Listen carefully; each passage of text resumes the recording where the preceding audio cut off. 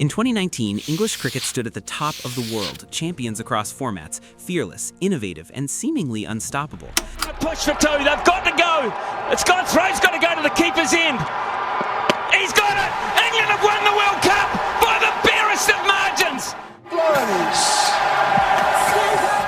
But success can disguise decay, and beneath the trophies, cracks were already forming. Over the next few years, poor planning, tactical stubbornness, and systemic neglect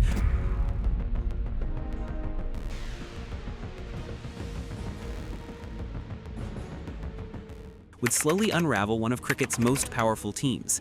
This is the story of how England went from setting the standard to struggling to keep up. The peak that felt unbreakable. In July 2019, English cricket reached a summit that felt permanent. On 14 July 2019 at Lord's, England lifted the ICC Men's Cricket World Cup for the first time, defeating New Zealand in a final so dramatic it transcended sport. It was a victory defined by fine margins, controversy, and raw emotion, but also by a sense that England were exactly where modern cricket was heading. Reception for England's World Cup cricket champions. Today it's been time for celebrations around the country as England snatched victory in the World Cup, watched by millions. The most exciting moment in the history. This was not a miracle run or a one-off triumph. It felt like destiny fulfilled. England had spent 4 years reinventing how white ball cricket was played. Fearless intent replaced conservatism. Risk was encouraged, not punished. Failure was accepted as part of growth. By 2019, that philosophy had matured into dominance. England did not merely adapt to the modern game, they dictated it. Their batting order embodied that confidence. Jason Roy and Johnny Bairstow attacked from ball one, reducing power plays to survival tests for bowlers. Joe Root brought calm and control, rotating strike and anchoring innings without slowing momentum. Behind them, Eoin Morgan captained with unprecedented clarity. Performance is huge. You need guys scoring runs, weight of runs. You need guys threatening with the ball or building pressure. We haven't done that. Empowering Ben Stokes and Jos Buttler to finish innings ruthlessly. Just a single.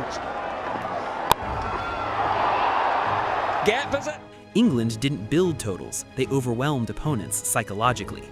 Just weeks later, England proved their credibility extended beyond white ball cricket. In the 2019 Ashes, 1st August to 16 September 2019, they went toe-to-toe with a full-strength Australian side, led by Steve Smith at his peak. Ben Stokes' legendary 135 at Headingley on 25th August 2019 if not the greatest Test match innings ever played, became one of the greatest innings in Test history, while Jofra Archer's hostility announced England's return as a serious red ball force. Across formats, England looked complete. They were innovators, leaders, and champions. Incredible journey to everybody around the country and around the world who has followed us and supported us. Thank you so much. Few notice that dynasties rarely collapse suddenly. They decay quietly, hidden beneath the glow of recent success. White ball cracks and a false sense of security. The first genuine warning signs emerged at the 2021 T20 World Cup, 17th October to 14th November 2021 in the UAE.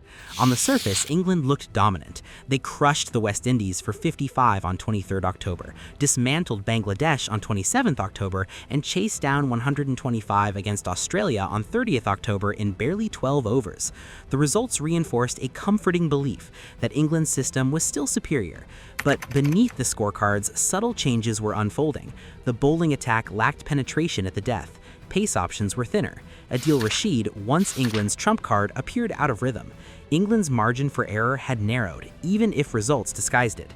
The semi-final against New Zealand on 10th November 2021 exposed these flaws brutally.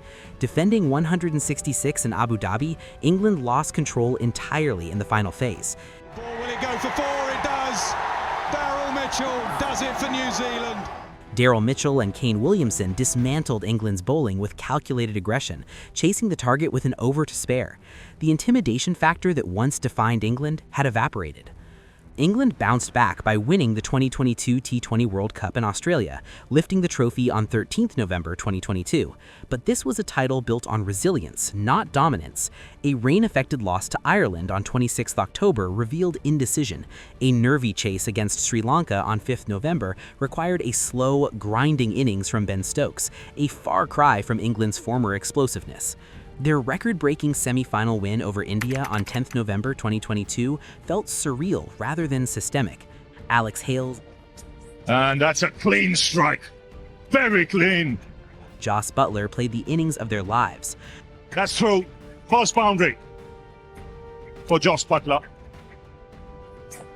And they've given India a real hammering here. The final against Pakistan was influenced heavily by Shaheen Afridi's injury.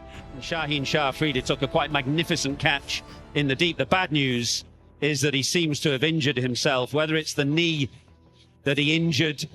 England were champions again, but something fundamental had shifted. Jason Roy's decline was unmistakable. Eoin Morgan retired, leaving a leadership void. Stokes began drifting away from white ball cricket. The golden generation that powered England's rise was thinning simultaneously, and no clear succession plan existed. 2023, the ODI World Cup collapse.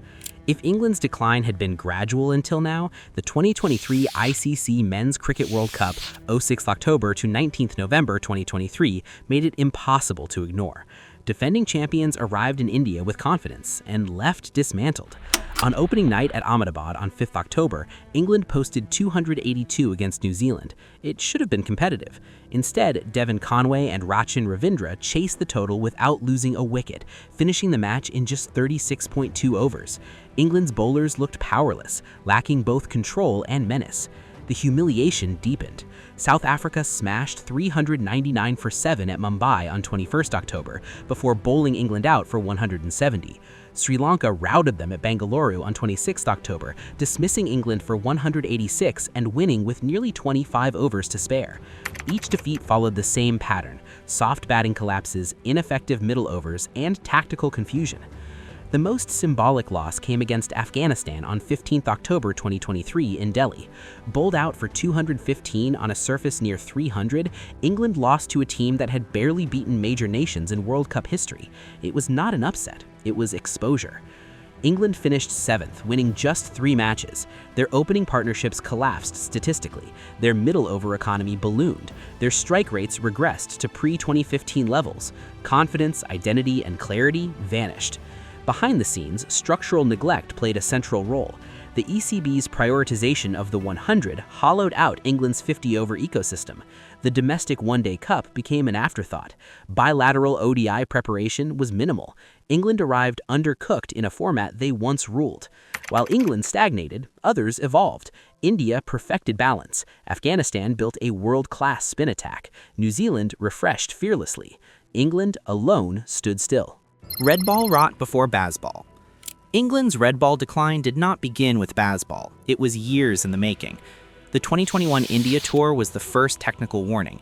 After Joe Root's sublime double century secured victory in Chennai on 9 February 2021, England collapsed once conditions demanded spin proficiency.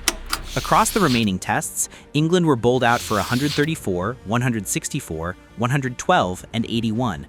They lost the series 3-1, often within 4 days. Their batters could neither defend nor rotate strike against quality spin. It was not a confidence issue, it was a fundamental skill deficit. The 2021-22 Ashes was even bleaker. Bowled out for 147 on the opening morning at Brisbane, England never recovered. They lost Adelaide by 9 wickets, Melbourne by an innings after being dismissed for 185 and 68, and Hobart by 146 runs. Apart from Root, no batter averaged above 30. Fielding was sloppy, bowling lacked bite, leadership fractured. The breaking point arrived in the 2022 West Indies tour. After 2 dull draws, England collapsed in Grenada on 24 March 2022, making 204 and 120. Losing that series forced the ECB's hand. Chris Silverwood was sacked, senior management was removed, Joe Root stepped down. This was not a reset, it was an acknowledgement that the system had failed. Bazball, revolution, exposure, and reality. Ben Stokes and Brendan McCullum arrived with clarity and charisma. Bazball transformed England's mindset instantly. England chased 299 against New Zealand at Trent Bridge on 14 June 2022, 296 at Headingley on June 23, 2022, and 378 against India at Edgbaston on July 5, 2022. Test cricket felt liberated.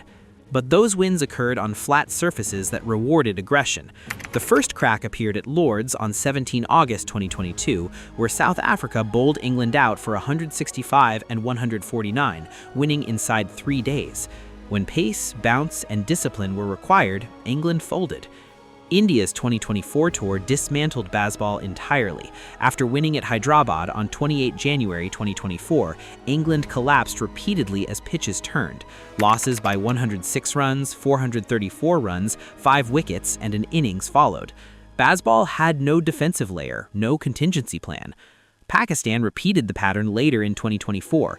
England dominated flat tracks in Multan but collapsed badly in Karachi and Lahore.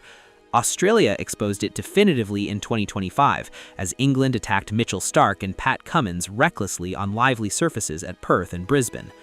Bazball did not fail because it was aggressive, it failed because it refused to evolve. England's downfall was not caused by one tour, one tournament, or one philosophy. It was the result of stagnation. While the cricketing world adapted tactically, technically, and structurally, England clung to past success and mistook bravery for intelligence. From world champions in 2019 to systemic uncertainty today, English cricket faces its hardest reckoning in decades. Until adaptability replaces stubbornness, the decline will not stop, it will deepen.